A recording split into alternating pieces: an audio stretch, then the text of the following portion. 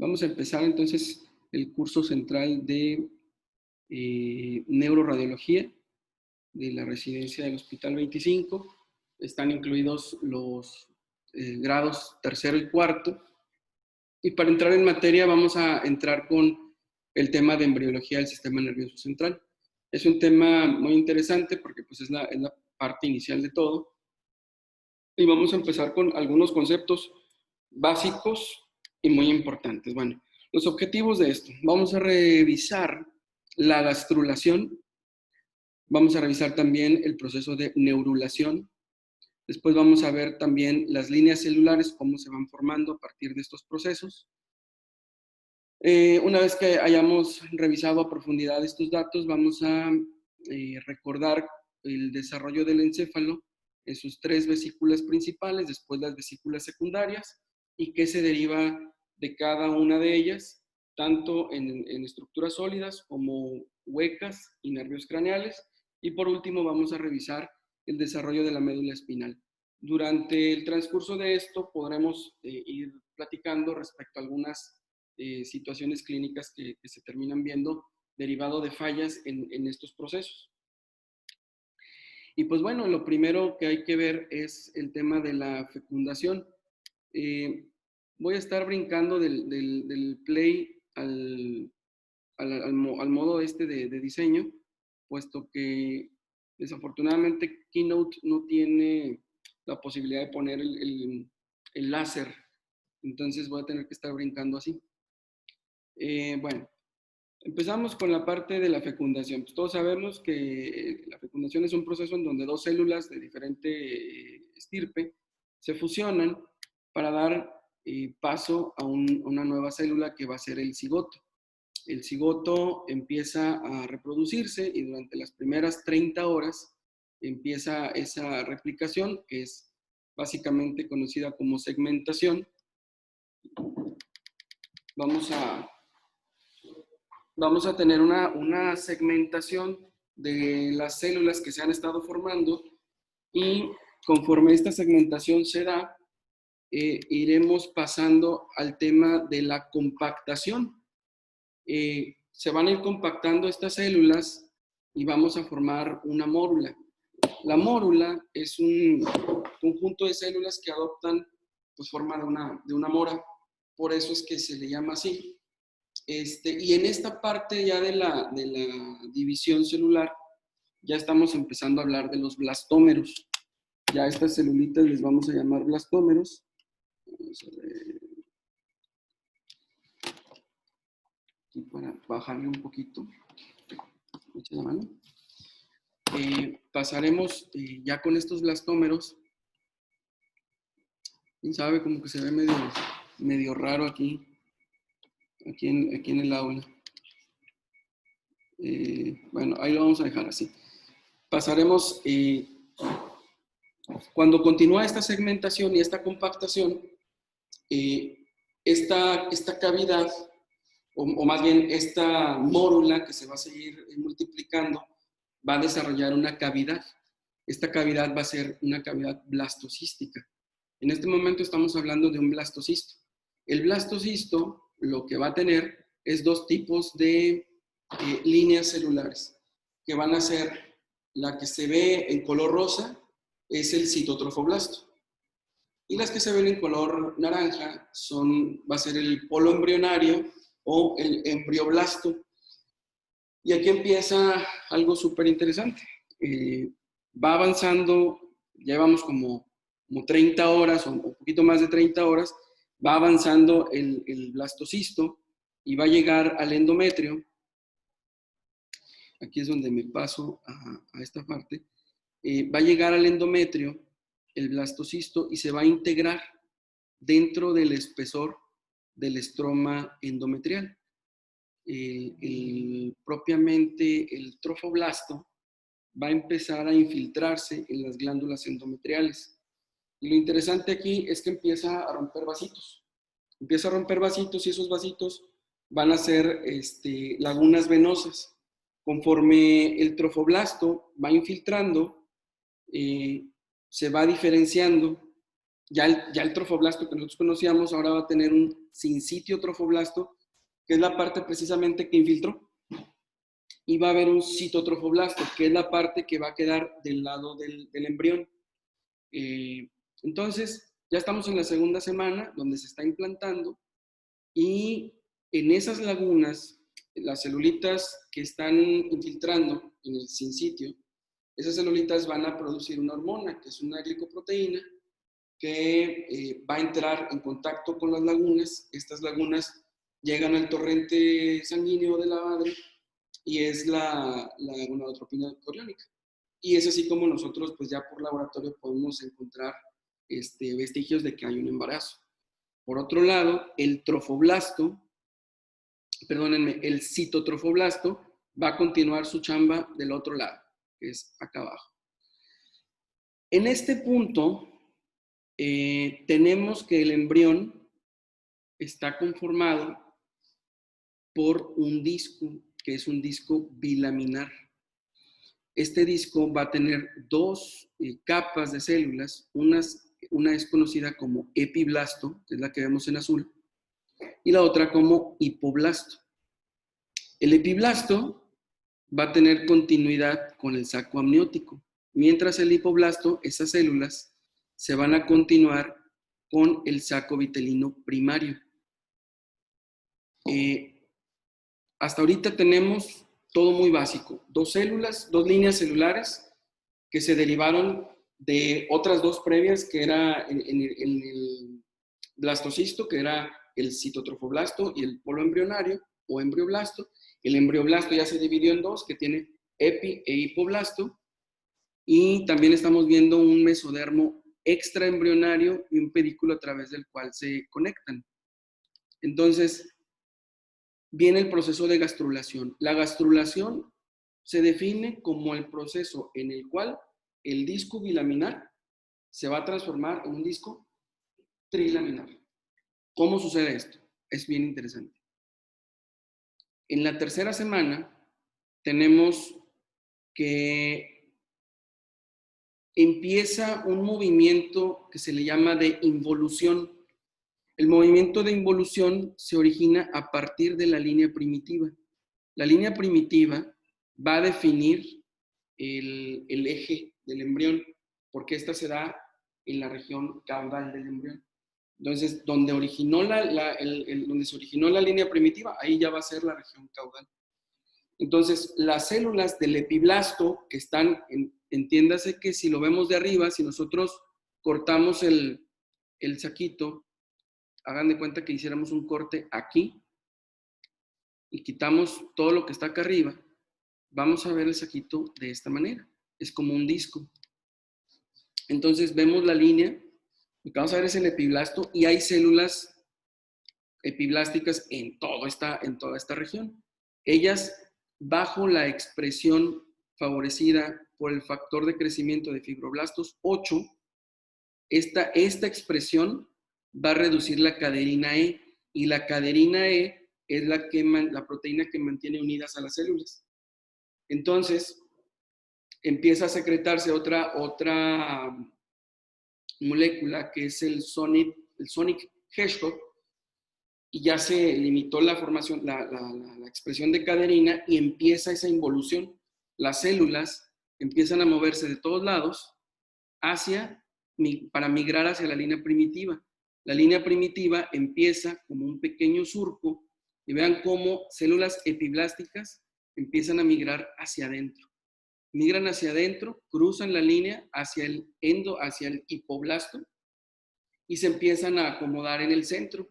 Y aquí lo interesante de este rollo es que unas se quedan en medio, formando, ¿qué es lo que vamos a formar? El mesodermo, exactamente. Pero no todas se quedan ahí, sino que unas continúan su trayecto y se van hasta abajo al hipoblasto, y algunos autores dicen que las sustituyen, o sea, las del epiblasto migran y sustituyen al hipoblasto. Otras dicen que simplemente, otros artículos, que simplemente se acomodan y se intercalan. El punto es que finalmente células epiblásticas sí se terminan acomodando acá abajo. ya sea porque sustituyeron o porque se intercalaron. Y en el mesodermo, o sea, ya se formó un acúmulo de células que se quedaron aquí en medio. Y esto se va a llamar mesodermo. Entonces, la línea celular de arriba, que era el epiblasto, ahora se va a llamar ectodermo. La línea del medio, mesodermo, y la de abajo, ahora se va a llamar endodermo. Exactamente. Entonces, resulta, vamos a ver si tengo otro esquema más abajo. No. Resulta que aquí no solamente llegaron y se acomodaron y ya es mesodermo, no. Resulta que aquí les dije, el movimiento por el cual se fueron hacia la línea primitiva se llama involución. Entonces, viene un movimiento convergente. Convergen de aquí, convergen de acá hacia el surco de la línea primitiva.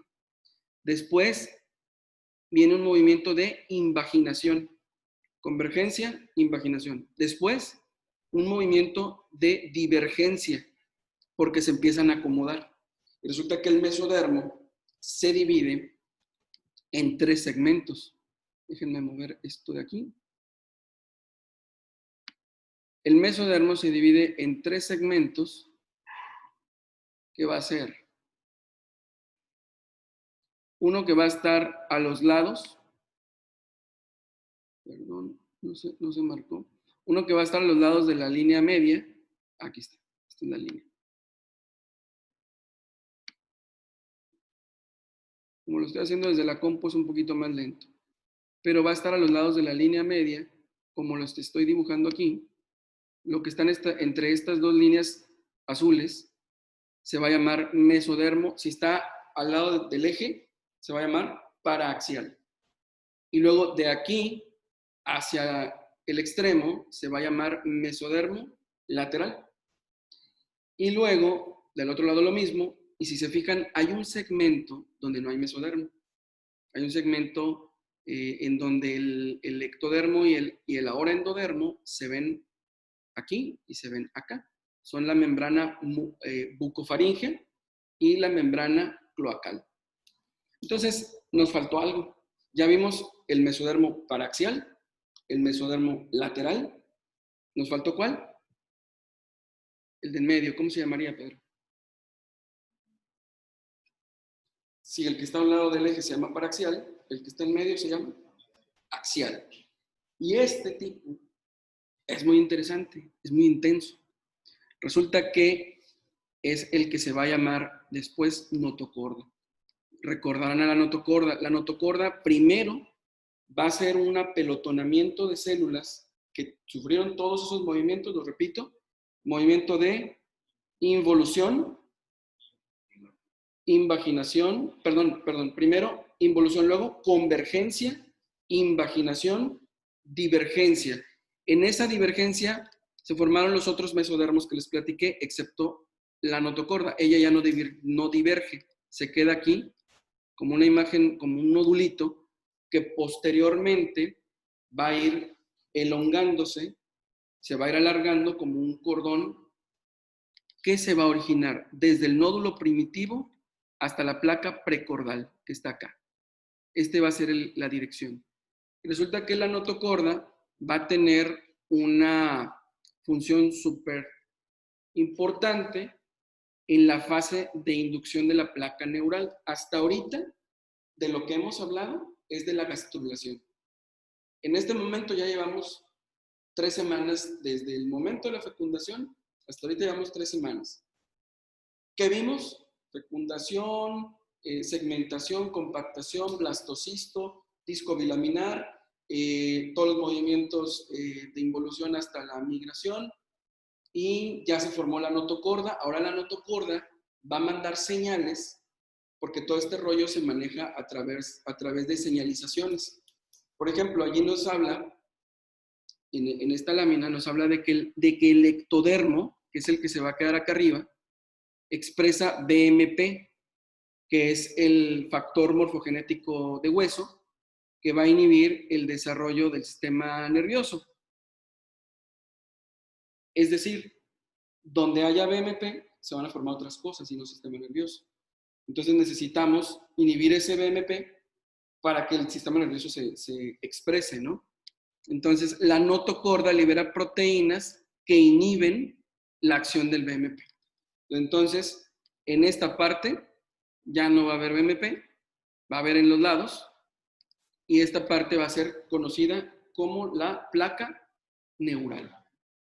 Entonces, la placa neural, ¿qué es? Empiezan a engrosarse esos epitelios celulares, se empieza a engrosar, como lo vemos aquí, con una placa gorda, gruesa, que después va a empezar a tener otros movimientos de involución para formar esta pequeña notch que es aquí, que se va a llamar ¿cómo? El surco neural, exactamente. Entonces el surco neural, muy interesante el asunto porque,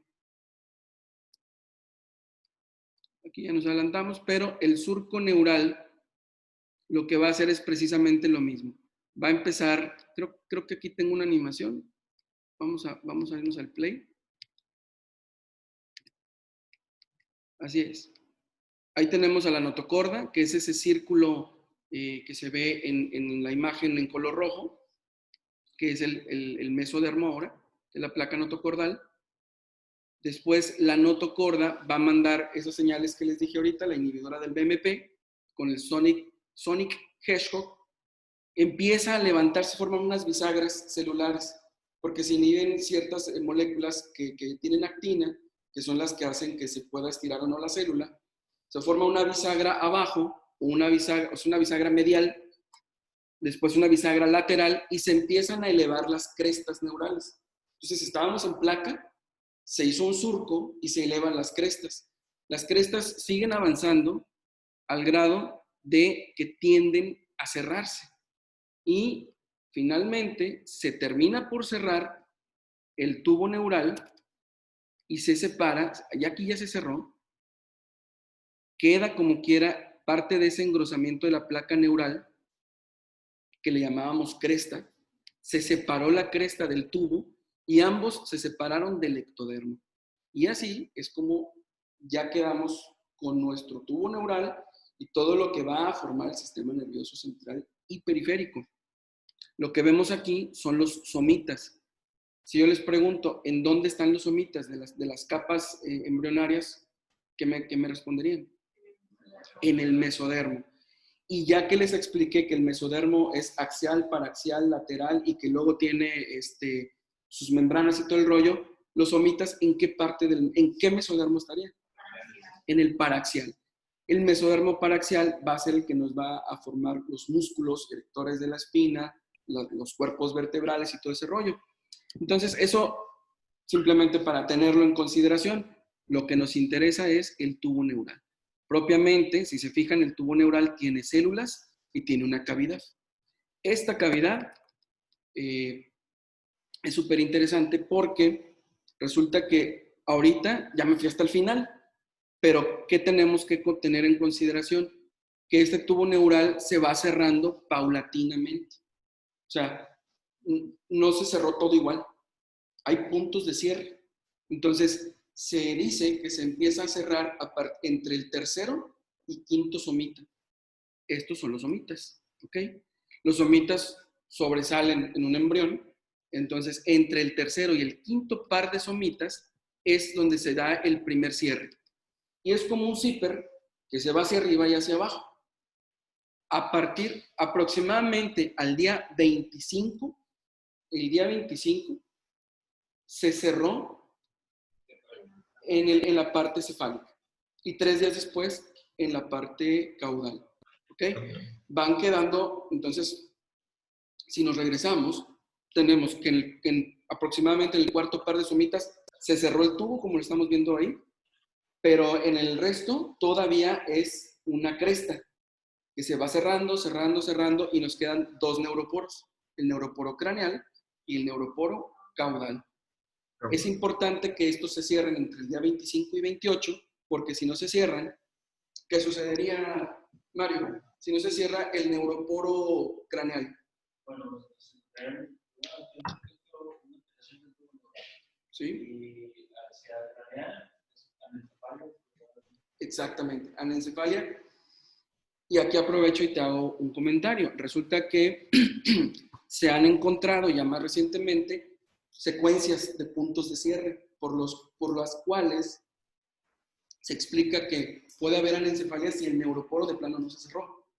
Eso porque entra en comunicación ya el líquido cefalorraquídeo con el epitelio directamente, y la circulación sanguínea, y hasta ahí llegó las vesículas que van a formar el cerebro. Pero hay un punto de cierre, que es el 1, que está más o menos a la altura de la frente, que si no se cierra es cuando vemos los encefaloceles frontales. Son muy raros. También puede haber encefaloceles occipitales.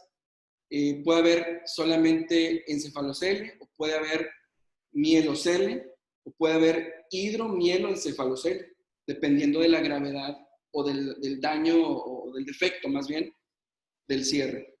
Y Pedro, si el que nos falla son los caudales, ¿qué pasaría? Exactamente. Los mielomeningoceles principalmente a nivel lumbar, y también se dan otros más raros a nivel dorsal, en la unión dorso-lumbar. Entonces, otra de las cosas que hay que recordar es que el tubo neural, como tal, aquí vemos en este esquema, vemos los somitas. Aquí vemos todavía la cresta que no se ha cerrado, los pliegues neurales, el neuroporo craneal estaría aquí, el neuroporo caudal estaría por acá. Y hay que recordar una cosa, de todo este tubo neural, de todo este tubo, los 2/3 anteriores o craneales van a representar la formación del encéfalo. Y el tercio distal es la formación de la médula espinal. Entonces, datos a recordar, ¿dónde se empieza a cerrar? Cuarto par. ¿A partir de cuándo empieza? De los 22, 23 días. Ahí empieza. ¿Cuándo se cierra? El día 25, el rostrano o caudal, craneal, perdón. Y 3 días después, en el 28, es el caudal. ¿Ok? Entonces, es un cierre asincrónico. No se da igual. O sea, hay puntos distintos. Y esta es una microfotografía en donde se ve precisamente ese proceso, donde ya hay una zona cerrada y todavía la cresta neural que no se ha cerrado. ¿Perdón? Este es el puro tubo neural, exactamente. No se ven aquí los somitas. Entonces, ya hasta este punto de la clase llevamos un análisis muy rápido, pero tratando de ser muy sencillos, de qué es gastrulación y qué es la neurulación. Entonces ya sabemos cómo se formó el embrión y cómo se empezó a formar el tubo neural. ¿Ok? Ahora vamos a ver las líneas celulares. Las líneas celulares son complejas pero sencillas. O sea, tenemos un tubo neural, ya lo vimos. Ya vimos que tiene una cavidad que van a ser todo el sistema ventricular y el conducto del epéndimo. Y luego tenemos un neuroepitelio. ¿Sí? El neuroepitelio, que viene del ectodermo propiamente dicho, porque acuérdense que de ahí se formó la placa neural, nos va a dar origen a 3 líneas celulares. Los neuroblastos apolares, los glioblastos o espongioblastos y las células del epéndimo. Ojo, si se fijan, aquí hay 3 colores. El color blanco representa la luz del tubo. El color azul representa el epitelio, el neuroepitelio. Y el color azul celeste representa mesénquima. Y ese mesénquima lo que nos va a dar origen es a la célula microglial. La microglia, ¿cuál es la función de la microglia en el sistema nervioso? ¿Quién se acuerda? Es fagocítica. A la barrera. Exacto. Está pegada a los vasos y es como una patrulla, ¿no? Como los macrófagos. Anda fagocitando y está viendo que si virus, que si cosas extrañas, ajenas al sistema nervioso central. La microglia anda en ese patrullaje. Y viene del mesénquima. Del neuroepitelio vienen estos 3 que les dije, que son, Pedrito, astro, los neuroblastos, ¿qué otro? Glioblastos y del epéndimo. Ahora, del astroblasto, pues ya aquí viene la diferenciación. Es un tema más histológico, pero bueno, se van haciendo prolongaciones de manera que se forma un neuroblasto bipolar, después pierde una de sus prolongaciones para formar un neuroblasto unipolar y finalmente termina ya con el cuerpo neuronal, sus dendritas y su axón. Este es el eje de todo, ¿no? Pero él necesita protección. Aparte de la microglia que anda patrullando, pues necesita mielina. ¿Quiénes son los buenos para la mielina? Pues los oligodendroblastos. Los oligodendroblastos forman a los oligodendrocitos, que son los que van a estar ahí alrededor de los axones, proveyendo de mielina. Entonces, el oligodendrocito, hay también de los oligodendroblastos se pueden generar astrocitos tipo 1. De los astroblastos salen los astrocitos protoplásmicos, los astrocitos fibrosos y los tipo 2. Básicamente, no me voy a clavar mucho en temas histológicos, pero básicamente de aquí que nos debe, bueno, me faltó las células del epéndimo, que son las que van a revestir toda la luz del tubo neural, que después va a ser el sistema ventricular, ¿no? Entonces, sin clavarnos tantos en temas histológicos, que no somos expertos en ello, sí nos debe de quedar claro que del neuroepitelio se derivan 3 líneas celulares, y hay unos que son básicamente, en temas muy sencillos, la neurona, los astrocitos y los oligodendrocitos. Y la microglia viene del mesénquimo. Entonces creo que de una manera muy resumida podemos haber entendido esa parte.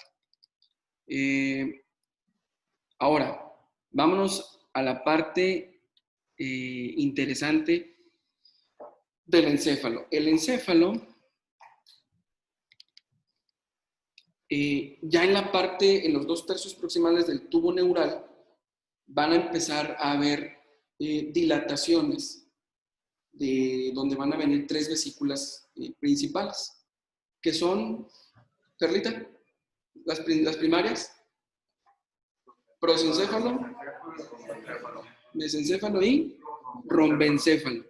Ok, el prosencéfalo, el rombencéfalo y el mesencéfalo y rombencéfalo van a empezar a tener flexuras, van a empezar a tener acodaduras, que es lo que vemos aquí en las imágenes de arriba a la izquierda y abajo a la izquierda. Podemos ver, si nos fijamos en el embrión de la 6ª semana, que está remarcado en verde, tiene una flexura cervical.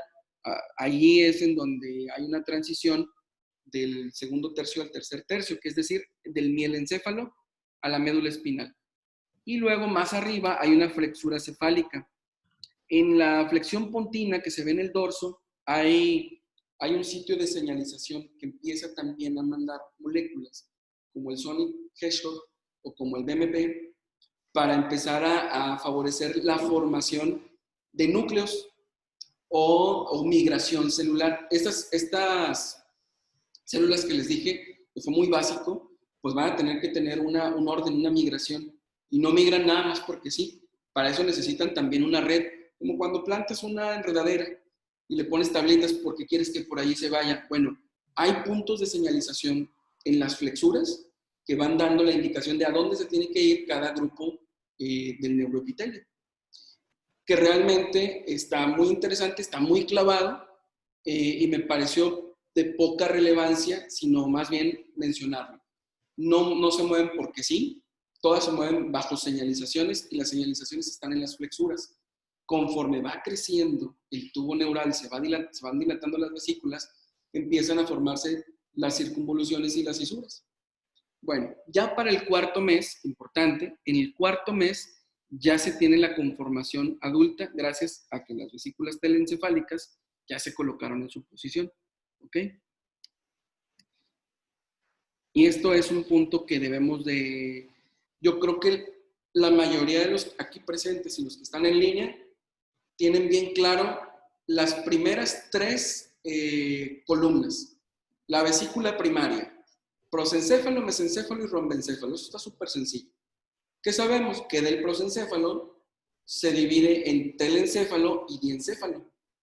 Sabemos que el mesencéfalo, él no se diversificó, ahí se quedó. Y sabemos que del rombencéfalo hay un metencéfalo y un mielencéfalo. También podemos recordar que en el prosencéfalo vamos a tener los ventrículos laterales y el tercer ventrículo. En el diencéfalo, o sea, ya separadito sería telencéfalo, ventrículos laterales, diencéfalo, tercer ventrículo. El mesencéfalo que tiene el acueducto de Silvio. Y el rombencéfalo tiene el cuarto ventrículo propiamente dicho. Y como el rombencéfalo se divide en dos, metencéfalo y mielencéfalo, cada uno participa para dar la parte alta y la parte baja del cuarto ventrículo. Hasta ahí vamos bien. Cuando empieces a ver los derivados, como que ya empieza a cascabelear la máquina. Ya como que, a ver, espera un momentito. El prosencéfalo está fácil. El telencéfalo va a tener a los hemisferios cerebrales y el cuerpo estriado. ¿Cuál es el cuerpo estriado, Pedrito? Negativo, esa es la voz. Alexa, ¿el cuerpo estriado cuál es? Luis.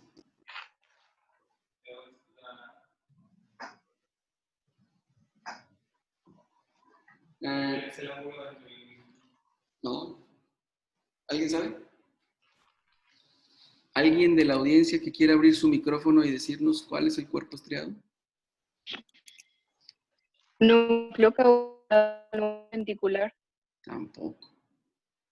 El núcleo caudado y el núcleo A lenticular. ver, parece que Flor habló. No es que tengo el micrófono muy abajo. Flor, no te escuché. ¿Podrías repetir? Sí, va a formar lo que es el núcleo caudado y el núcleo lenticular. Exactamente. Exactamente. Gracias, Flor. Entonces, los derivados del prosencéfalo son los hemisferios propiamente, todas las circunvoluciones, las cisuras, todo ese rollo, y se los cambié de nombre, ¿verdad? Les pude haber dicho ganglios basales y me hubieran dicho luego. Les cambiamos tantito el nombre y bueno, en realidad es eso. Putamen, globo pálido y el núcleo caudal. ¿Qué nervio craneal está relacionado con esto? El primero. Y aquí en los nervios craneales lo vamos a ir mencionando y luego nos vamos a clavar en eso porque es súper sencillo recordar de qué vesícula viene cada nervio. Está extremadamente fácil. Pero bueno, después vamos al diencéfalo. El diencéfalo tiene tercer ventrículo y ya nos vamos a... Quiero que viajen juntos alrededor del tercer ventrículo que vas a encontrar. Y eso va a ser entonces muy fácil para ti recordar cuáles son los derivados. ¿Qué tenemos?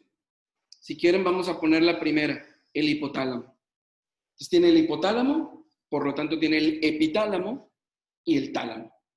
Entonces todo lo que tenga que ver con el tálamo, epi e hipotálamo tienen relación con o vienen del diencéfalo. ¿Qué más está por ahí? Abajo del hipotálamo, ¿qué tenemos? Que se dirige hacia abajo. La glándula. La neurohipófisis. Acuérdense que la formación de embriológicamente la hipófisis es una unión muy perfecta de una invaginación de un arco branquial, pues que es el cuarto, con una evaginación del diencéfalo y se encuentran a mitad de camino y luego la silla turca viene y se adapta a la formación de ellos dos. Entonces tenemos tálamo, epitálamo, hipotálamo, bajamos, neurohipófisis, nos vamos para atrás, está la glándula pineal y ahí el vecino, el quiasma óptico. Entonces, no está tan complicado saber qué es lo que viene del diencéfalo si lo asociamos con el tercer ventrículo. ¿Ok? Nervio asociado, el 2. ¿Por qué no va a ser difícil recordarlo? Pues porque el quiasma óptico es parte de. Luego brincamos al mesencéfalo. El mesencéfalo, vesícula secundaria, mesencéfalo. Cavidad, el acueducto, ya lo sabíamos. Y todo lo que está ahí alrededor, los folículos superiores, los folículos inferiores, los núcleos rojos, el locus níger, los pedúnculos cerebrales. Acuérdense que está el mesencéfalo, sube y se forman los pedúnculos cerebrales y los núcleos rojos, entre otros, porque ahí pasan los lemniscos laterales y un montón de vías, ¿verdad? Pero básicamente hablando de núcleos, son el rojo y el negro, los folículos superiores e inferiores y los pedúnculos cerebrales. Aquí los nervios relacionados son el 3 y el 4. Que si se acuerdan, los núcleos se encuentran precisamente en el mesencéfalo. Son los orígenes reales de estos dos núcleos. El oculomotor, nada más haciendo un breve recordatorio, ¿cuál es el origen aparente del oculomotor? ¿No te acuerdas, Luis? De la audiencia, que alguien que me quiera decir origen aparente del tercer par.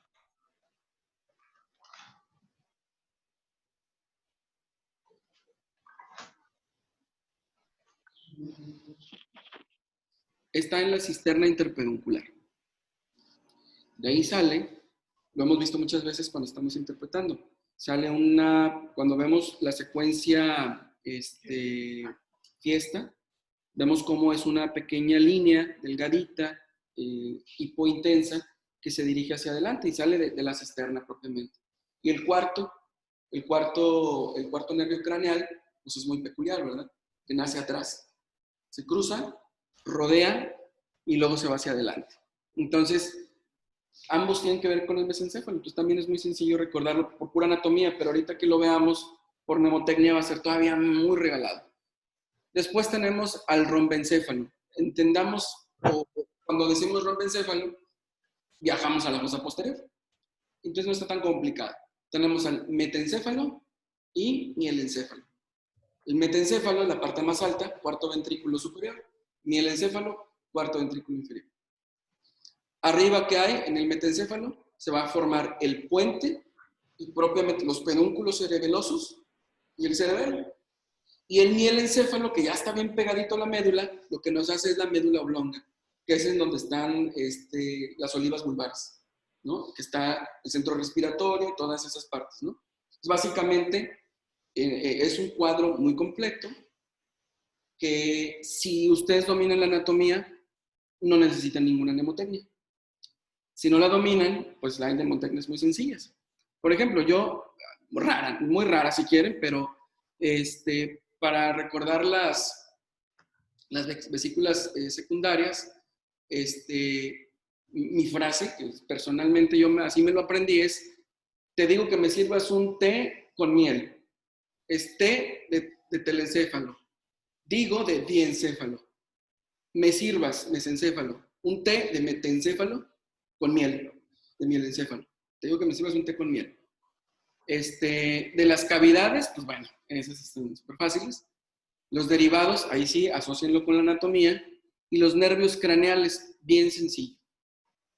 Del prosencéfalo es el 1. Luego del que sigue, del diencéfalo, el 2. Vamos en orden. Luego, en el mesencéfalo, ahí sí tenemos que asociar que es el 3 y 4. Y luego viene ya complicado el 5, 6, 7, bueno, todos los nervios craneales que tienen una V se relacionan con el metencéfalo. Y todos los nervios craneales que tienen una X se relacionan con el mielencéfalo.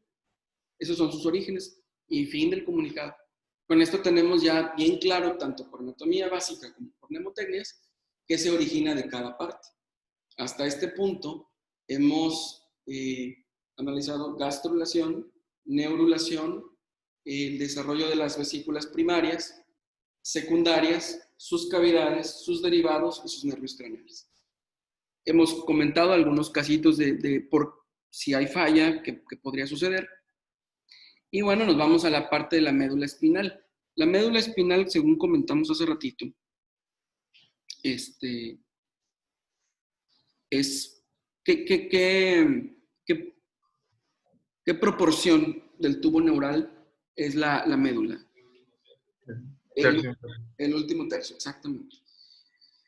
Entonces la médula, ¿se acuerdan que cuando nos quedamos en la neurulación dijimos, se forma el tubo neural, se separó del ectodermo y quedó algo arriba? La cresta neural. La cresta neural, si se fijan en la primera imagen de arriba a la izquierda, la cresta neural se separa. Y esta cresta neural va a ser el primordio, o estas ya dos separaciones, van a ser el primordio de los ganglios espinales. Ahora, también aquí hay, ya propiamente haciendo un corte, hay una membrana limitante interna, las células neuroepiteliales, y una membrana limitante externa. También va a haber mesénquima, que ya lo habíamos visto. Y aquí lo importante de esto es que va a haber neuroblastos motores en la placa basal y que va a ser la primera en desarrollarse. Y vamos a tener la parte sensitiva en la placa alar. Aquí hay una placa que los une, que es la placa del techo. Aquí hay otra placa que los une, es la placa del suelo. También aquí hay señalización, que hace que las neuronas, bueno, que las células migren en ambos sentidos, para después empezar a formar, bueno, este es el área gris dorsal sensitiva, alar dorsal sensitiva, basal ventral motora. ¿Ok? Y ya después van a empezar a salir los nervios raquídeos para salir por los neuroforámenes. Entonces, en pocas palabras, tenemos que la cresta neural se va a diferenciar en los ganglios espinales, que tenemos placas alares, que son sensitivas, dorsales, y placas motoras o basales, o más bien basales, que van a ser motoras. Y de ambas se van a formar los nervios periféricos. En cuanto a la médula, pues sabemos bien nosotros, ya para casi terminar, sabemos muy bien que la médula espinal crece a un ritmo diferente que la columna propiamente dicha. Entonces, por eso vamos a ver que en el tercer mes la columna creció más que la médula espinal y su extremo va a llegar aproximadamente a L3 en el tercer mes. Y sabemos que el cono medular ya en el adulto está a nivel de L1, L2, más o menos. Por lo tanto, los nervios que originalmente estaban saliendo por su nivel, conforme va creciendo la columna vertebral, ellos van bajando. Entonces, por eso ya se detuvo el crecimiento medular de nuestro último tercio del cubo neural, la columna sigue creciendo y lo que se forma que es la cauda equina, que no son otra cosa sino los nervios periféricos que continuaron esa elongación viajando junto con la columna vertebral. Si se fijan ahí habla también de a la quinta semana de gestación, las paredes laterales van a presentar la emergencia de las raíces ventrales y la entrada de las dorsales. Recuerden que las raíces ventrales, hace rato dijimos, se originan de la placa basal y son motoras. Por eso ahí dice que emergen y entran las dorsales, que son sensitivas y que son placa alar. Bueno, hasta este momento, bueno, hasta aquí hemos terminado en una... lo que hemos visto ha sido un resumen de la gastrulación, que es el proceso mediante el cual un disco bilaminar se convierte en trilaminar. Platicamos en el tema de la gastrulación cómo el mesodermo no nada más es un montón de células acomodadas en medio de dos placas, sino que hay mesodermo axial, paraxial y lateral. Y todavía no les platiqué, después del lateral se divide, se bilamina y rodea, una lámina rodea al saco amniótico y otra al saco vitelino, que van a ser que se va a convertir en el mesodermo intraembrionario, que cubre propiamente toda la vesícula. Dejamos de llamarle epiblasto para llamarle epiblasto e hipoblasto para llamarle ecto, meso, endo. Hablamos de la línea primitiva, de la noctocorda, de los somitas, de cómo se van cerrando asincrónicamente. Hablamos del tubo neural, 2/3 superiores o craneales van a formar el encéfalo, los caudales van a formar la médula. Vimos las líneas celulares, prácticamente son 3, ¿verdad, Luis? Que son neuroblastos, los espongioblastos, ¿verdad? Que van a dar astrocitos y oligodendrocitos. Y los astrocitos son astrocitos fibrosos y protoplásmicos. Bueno, en resumen, este es el cómo se forma embriológicamente el sistema nervioso central. Aquí hemos terminado la charla. Dejo espacio para preguntas y respuestas.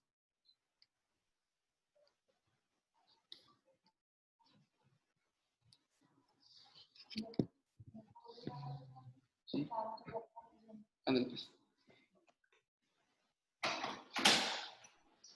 Muy bien. Si no hay preguntas, los invito a pasar a Isaac. Adelante, puedes prender tu micrófono.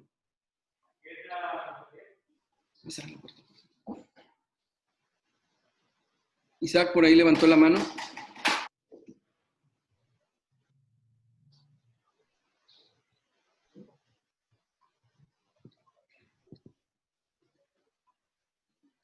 Bueno, no sé si la levantaste por error o qué rollo, no te escucho, Isaac.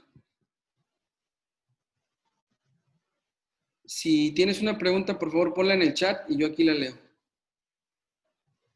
Veo a Luis Rangel también con el micrófono abierto.